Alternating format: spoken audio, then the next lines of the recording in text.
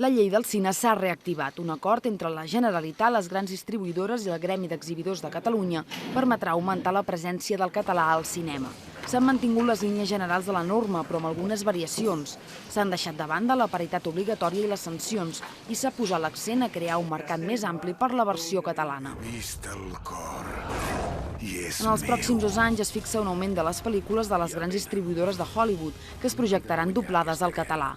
Es passa de 5 al 2010 a 25 al 2012. Un cost d'1.400.000 euros que assumirà la Generalitat, que també farà una intensa campanya de promoció.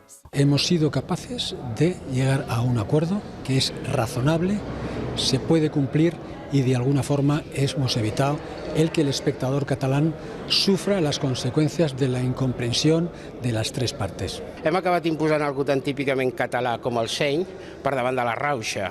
Hem tingut la generositat de la Conselleria de deixar-nos formar part de la solució en vez de convertir-nos en el problema per llei.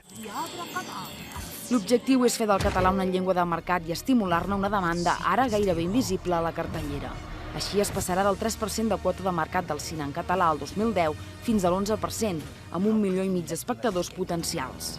El 2014 s'espera arribar al 25% i el 2017 la quota de mercat arribaria al 35%.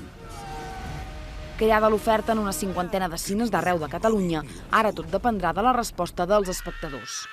Que sàpiguen que tindran una gran oferta en llengua catalana pels seus fills, pel·lícules de tota naturalesa, i que seria bo que fessin l'opció d'anar-lo a veure. Espero que sigui un primer pas pel desplegament conjunt de la llei i haurem d'estar tots amatents a que es puguin anar fent els passos que queden.